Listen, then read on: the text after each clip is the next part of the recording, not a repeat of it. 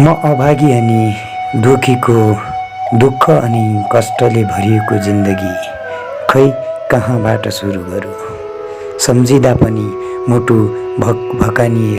म जन्मिएको साल मेरो बाबाले अर्को बिहे गर्नुभएछ। त्यसपछि हाम्रो घरमा सायद खुसी भन्ने अन्त्य भए जस्तै भयो। मेरो बाबा अनि कान्छी मम्मी छुट्टै बस्नुहुन्थ्यो। मेरो मम्मीले खोलाको ढुङ्गा बालुवा बनाएर हाम्रो गुजारा खाना लत्ता कपडा पढाइ खर्च चलाउनुहुन्थ्यो। हाम्रो आर्थिक अवस्था धेरै नाजुक थियो। हाम्रा दिनहरू यसरी नै बितिरहेका थिए। जब म 10 वर्षकी भइसकेकी थिएँ, एक दिन मम्मी दिनभरि काम गरेर साँझ पख घर आउनुभयो अनि हामीलाई खाना खुवाएर भित्र सुत्न पठाउनु भयो। हामी भित्र सुत्न गएका थियौँ। मम्मी बाहिर आगो तापेर बस्नुभएको थियो। दाइ र बहिनी सुतिसकेका थिए। म भने सुतेको थिइनँ।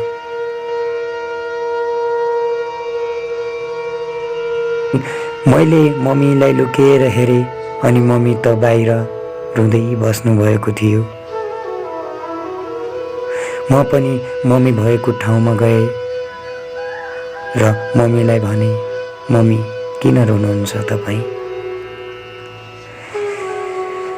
मम्मीले रुँदै गाला हालेर मलाई सम्झाउनु भयो र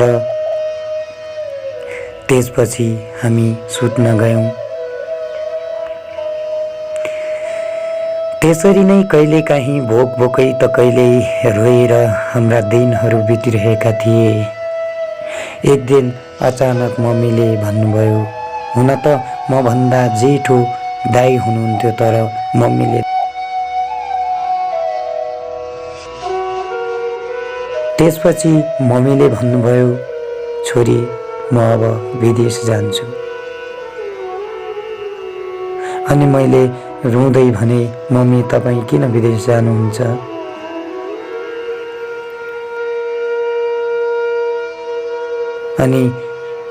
अनि मम्मीले भन्नुभयो, छोरी म अब विदेश जान्छु। किन मम्मी, हजुर विदेश किन जाने? अनि मम्मीले हामीलाई मिठा मिठा सपनाहरू देखाउनु भयो। हुन त मम्मीको पनि एउटै सोच थियो होला, जो कि विदेश गएर कमाएर हामीलाई राम्रो स्कुलमा पढाउने, राम्रो लुगा लगाउने, मिठो खाना खुवाउने। त्यसैले मम्मीले भन्नुभयो, म विदेश गएर मामाको नाममा पैसा पठाइदिन्छु, तिमीहरू राम्ररी पढ है। घरको ख्याल राख्नु 2 वर्ष मात्र त हो, त्यसपछि म आइहाल्छु नि। यस्तै राम्रा सपनाहरू देखाएर मम्मीले विदेश जाने सुसार गर्नुभयो। त्यसपछि हामी खुसी भएर भन्यौँ, हुन्छ मम्मी जानुहोस्, हामी घरको अनि आफ्नो ख्याल गरिहाल्छौँ नि। यस्तै गर्दै मम्मीको विदेश जाने दिन आयो। विदेश जाने दिन नजिक आइसकेको। त्यसपछि मम्मीले हामीलाई घरमै छोडेर जानुभयो। मम्मी गएको 2 दिनपछि बाबा हामीहरूको घरमा आउनुभयो। मम्मी हुन्जेलसम्म त बाबा एक दिन त एकछिन पनि नआउने मान्छे। मम्मी गएको 2 दिनपछि आएर सोध्नुभयो, मम्मी खै भनेर। मैले भने, मम्मी त विदेश जानुभयो। तिमीहरू यहाँ एक्लै बस्न सक्छौ त? मैले भने, सक्छौँ बाबा। त्यसपछि बाबाले फेरि भन्नुभयो, नै तिमीहरू एक्लै बस्नु हुँदैन, हिँड मसँग बस्नुपर्छ। अनि मैले भने, नै म जाँदैन, किनकि मलाई पहिलाको कुरा याद आइरहेको थियो, जो कि मम्मी बिरामी भएर एक महिनासम्म बिस्तारामा लडिरहनु भएको थियो। त्यति बेला न औषधि गर्ने पैसा थियो, न त घरमा खानेकुरा नै थियो। त्यति बेला बाबाले एक पटक पनि हेर्नु भएन। त्यो क्षण कसरी दिन गुजारेको थिए होला त्यही सम्झेर बाबासँग जाने मन थिएन। त्यसपछि बाबालाई म जाँदिन भनेर पठाएँ। भोलिपल्ट साँझ बाबा फेरि आउनुभयो। म खाना खाएर भाँडा धुँदै थिएँ। बाबाले भन्नुभयो, छोरी खाना खाइसक्यौ?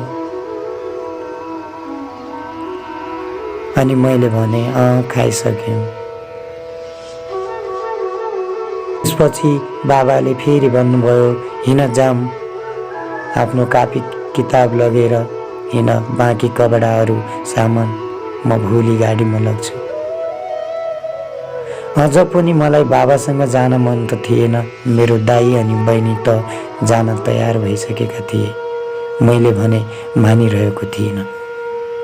वरपरको छरछिमेक सबैले भन्नुभयो कि जानुपर्छ, जा नानी, आफ्नो बाबा त हो भनेर धेरै सम्झाउँथे।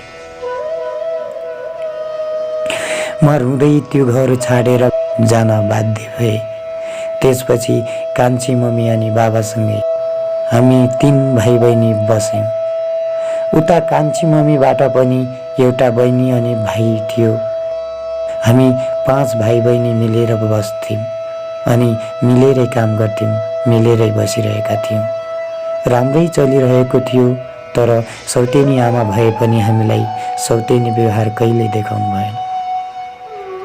हामी 5 भाइ बहिनीहरूलाई समान व्यवहार गर्नुहुन्थ्यो।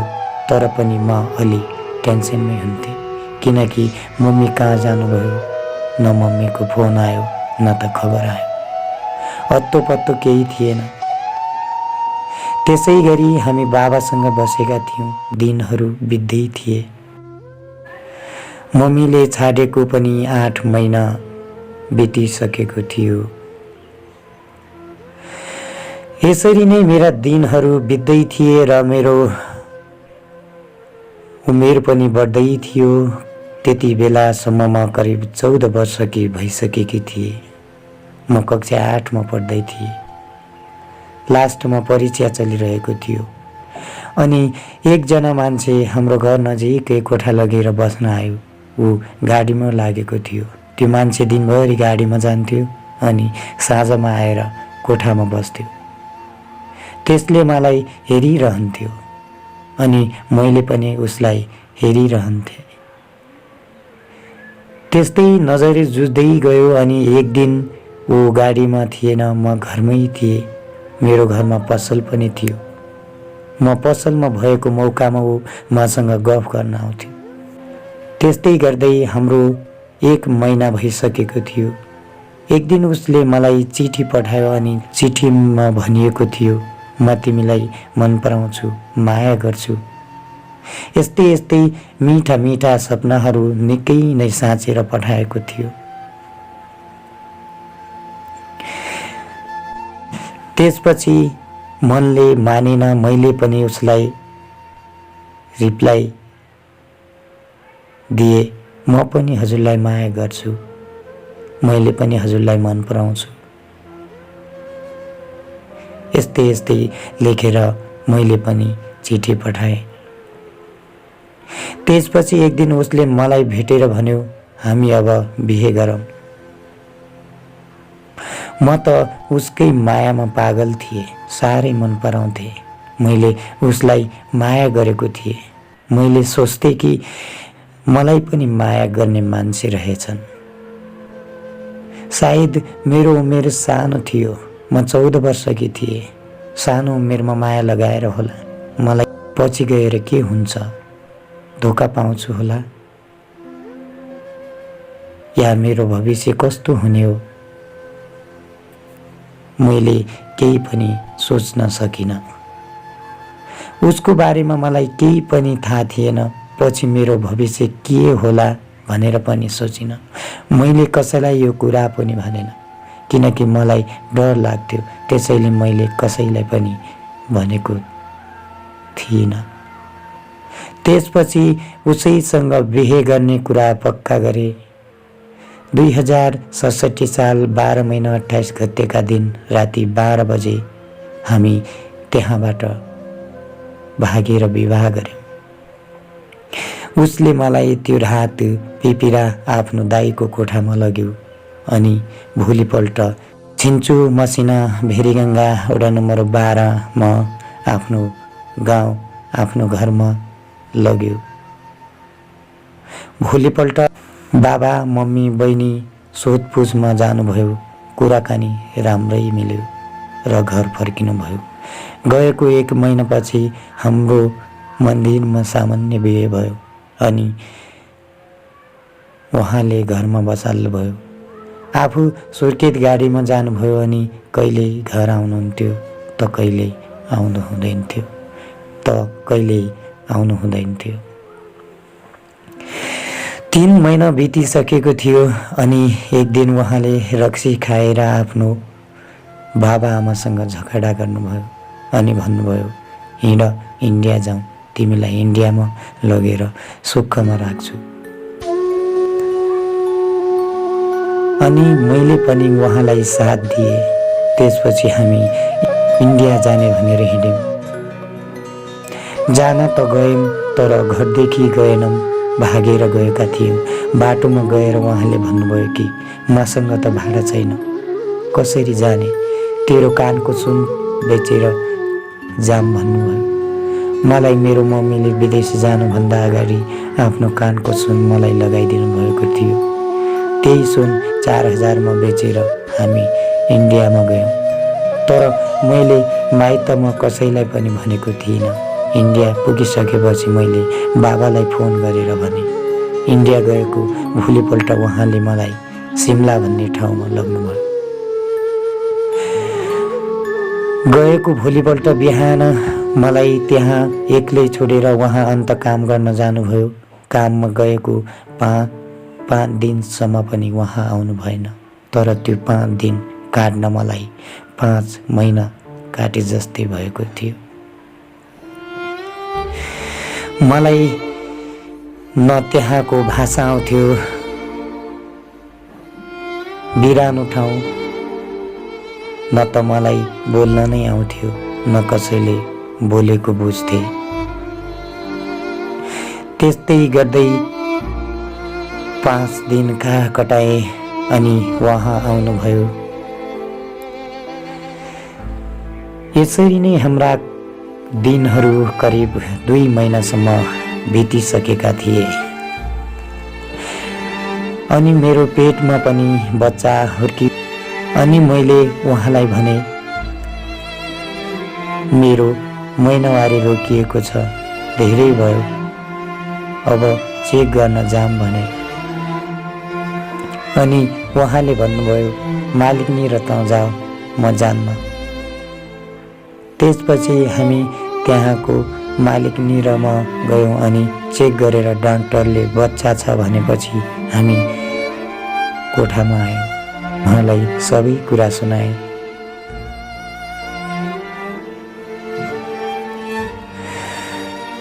सुनाएर पनि के नै हुन्थ्यो र मलाई आराम गर्नुको सट्टा काममा लगाउनु हुन्थ्यो। त्यहाँको मल बोक्नु पर्थ्यो। तर पनि के गर्नु, म बाध्य थिएँ अर्काको ठाउँमा गएर। जसलाई आफ्नो सब थोक भुलेर आफ्नो सोचेर गएको थिएँ, उसैले नै आफ्नो नसोचेपछि धेरै दुःख पाएको रहेछ। हो, यस्तै कुराहरू मनमा नै सोचिरहन्थे। सायद मलाई लाग्छ उहाँले मलाई होइन, मेरो शरीरलाई माया गर्नुहुँदो रहेछ। अनि म उहाँ सँगसँगै काम गर्न जानु पर्थ्यो। दिनदिनै मेरो पेटमा बच्चा बढ्दै थियो। उति नै मलाई काम गर्न गाह्रो हुन्थ्यो। अनि मैले भने कि म काम गर्न सक्दिनँ। अनि म घरमा बस्न थालेँ। म घरमा बस्दा उहाँले सधैँ रक्सी खाएर मलाई तनाव दिनुहुन्थ्यो। म अभागीको भाग्य सायद यस्तै थियो। मैले उहाँको कहिले माया पाइनँ। जे जति पाएँ पीडा मात्र पाएँ। त्यसपछि बाबुलाई जन्म दिए। बाबु जन्मेको 2 दिन भइसकेको थियो। उहाँ कोठामा आउनु भएन। त्यो रात एक्लै बसे। भोलिपल्ट साँझ रक्सी खाएर घरमा आउनुभयो अनि म चुप लागे, किनकि म बाध्य थिएँ। यदि मैले उसलाई केही प्रश्न गरेको भए मैले पिटाइ खानु पर्थ्यो। त्यसैले म चुप रहे। त्यस्तै पीडाहरू मैले धेरै भोगे। उहाँको वचनहरू, पिटाइहरू कति सय। त्यो सम्झिँदा अहिले मेरो आँखामा आँसुको भेल बग्छ। सायद म अभागीको भाग्यमा दुःख भोग्न लेखेको रहेछ। अनि उता घरमा मम्मी विदेशदेखि घर फर्किनु भयो भन्ने खबर सुने, तर मम्मीसँग त कुरा हुन सकेन। केही महिनापछि मेरो बाबाको निधन भएको खबर सुने। यसै त म दुखी नै थिएँ, झन् दुखी भए। तर मेरो दुःख सुन्ने कोही थिएन। त्यस्तै दुःख सुखका दिनहरू कटाउँदै 5 वर्ष बितिसकेको थियो। फेरि पनि म हारेकी थिइनँ। म आफूलाई कमजोर सोचिनँ। मैले हर दिन सोच्थेँ कि मेरो श्रीमान अवश्य सुध्रिनुहुन्छ। हो, यस्तै सोचले बसेको थिएँ। तर उहाँ त बाहिर अरू केटीसँग बस्नु भएको थियो भन्ने थाहा पाएँ। अनि मैले भने कि अब घर जानुपर्छ। तर उहाँले घर जान मान्नुहुन्थेन। सायद म अब नेपाल नफर्केरै मर्छु होला सोच्थेँ। म त हर दिन भगवानसँग यति मात्र दुआ गर्थेँ कि मलाई नेपाल फर्काइदिनु भनेर। सुर्खेत देउती बजेलाई सम्झिँदा सायद मेरो पुकार भगवानले सुनिदिनु भयो। म नेपाल फर्के अनि हामी घरमा आयौँ। 5 वर्षसम्म छोरा बुहारी अनि नाति लिएर आए। 5 वर्षसम्म छोरा बुहारी अनि नाति लिएर आए भनेर सासु ससुरा निकै नै खुसी हुनुभयो। अनि मैले सोच्थेँ घरमा आएपछि घरको समाज देखेर पनि त उहाँ केही अवश्य सुध्रिनुहुन्छ भनेर। अनि हामी 3 दिनपछि माइत गयौँ। माइतमा मम्मी र कान्छी मम्मी छुट्टा छुट्टै बस्नुहुन्थ्यो। म दुवै मम्मीहरूसँग अनि दाइ भाइ र बहिनीहरूसँग भेटेर खुसी थिएँ। केही दिनपछि हामी घर फर्क्यौँ। मेरो घरको स्थिति पनि नाजुक थियो। नाजुक भएर पनि हामीले केही परिवर्तन गर्न सकेनौँ, किनकि मेरो श्रीमानको बानी व्यवहारले गर्दा इन्डियामा कमाएको पैसा नेपालमा आउने केवल भाडा बाहेक अरू पैसा सकिसकेको थियो। माइतबाट घर फर्केको केही समयपछि मेरो उहाँको व्यवहारमा केही परिवर्तन भएन।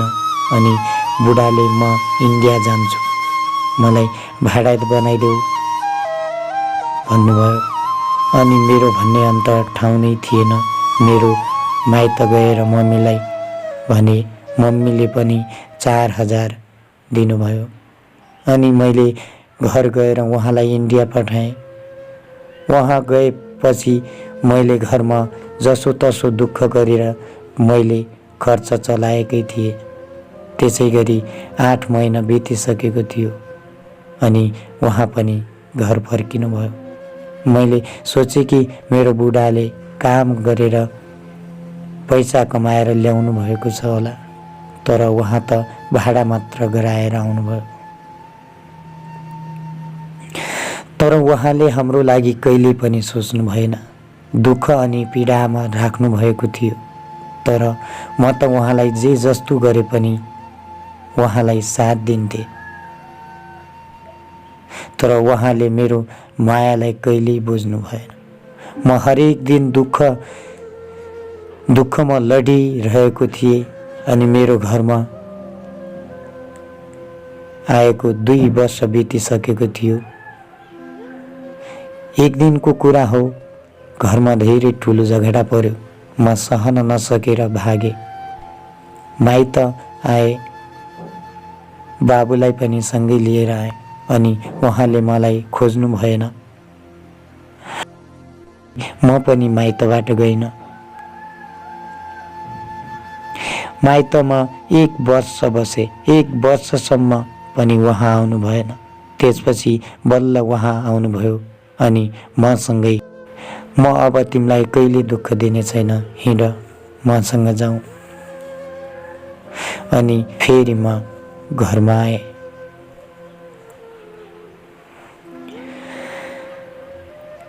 घरमा आएको 21 दिनसम्म त ठिकै थियो। त्यसपछि उहाँले पहिलेकै व्यवहार देखाउन थाल्नुभयो।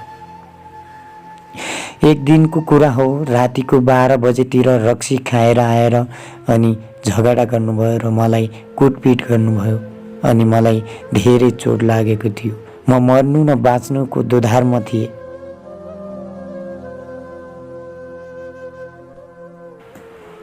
तर म मेरो छोराको लागि भए पनि बाँच्नु पर्ने थियो। त्यसैले म उहाँसँग बसेर हर दिन मरेर बाँच्नुभन्दा छुटेर केही गर्न चाहन्थे। तर त्यो रात मैले माघको महिना चिसो खाएर बाहिर बसे। बाबु त आफ्नो बाजेबोजैसँग सुतेको थियो अनि म बिहान 4 बजे अँध्यारोमा लोट्दै रोडमा आएँ अनि एउटा एम्बुलेन्स सुर्खेत आउँदै थियो। मैले त्यसपछि बिहान 10 बजे म जिपर्कामा गएँ अनि मैले त्यहाँ मेरा चोटहरू देखाएँ, वेदनाहरू पोखेँ। त्यसपछि अदालतमा निवेदन पेश गरेँ अनि उहाँले सायद मैले मुद्दा गरेको थाहा पाएर होला उहाँ भागेर इन्डिया जानुभयो अनि घरदेखि पनि कोही आउनु भएन। त्यसपछि मलाई अदालतले 6 महिनाको तारिक 6 महिनापछि कानुनी कागज मेरो हातमा पर्यो। कानुनी रूपमा त म उहाँदेखि अलग भइसकेँ अनि मेरो बाबु मैले मसँगै राख्ने निर्णय गरेँ, किनकि उहाँको घरमा बाबु सुरक्षित थिएन अनि अहिले बाबु मसँगै छ। जुन काम गरेर मेरो मम्मीले हामीलाई हुर्काउनु भएको थियो, त्यही खोलाको ढुङ्गा बालुवा गराएर म मेरो अनि छोराको गुजारा चलाइरहेको छु।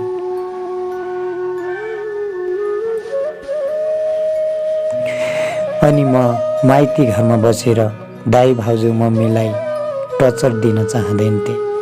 त्यसैले म नजिकै भाडामा बस्छु। कामको सुख त छैन, तैपनि मनको सुख चाहिँ अवश्य पाइरहेको छु। बस यसै गरी म दुखी अनि अभागीका दिनहरू अगाडि बढिरहेका छन्। बाबु अहिले 9 वर्षको भइसकेको छ। कक्षा 4 मा पढ्दैछ।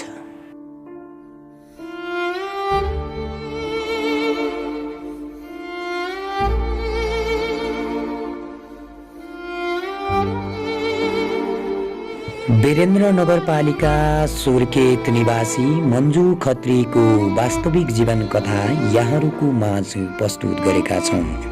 कस्तो लाग्यो? जस्तो लाग्यो त्यस्तै सल्लाह सुझाव तथा प्रतिक्रिया दिन नबिर्सनुहोला। साथै हाम्रो च्यानललाई सब्स्क्राइब गरेर अन्य रोचक सर्ट मुभीहरू हेरिदिनु हुन हार्दिक बिन्ती गर्दै म कथावाचक तथा कथा प्रस्तुता वीरेन्द्र साई यामारे ढिके यहाँहरूको माझबाट बिदा हुन चाहन्छु। मन्जु खत्रीको बाँकी जीवन हर्ष अनि खुसीमय बितोस्। लाखौं शुभकामना। धन्यवाद।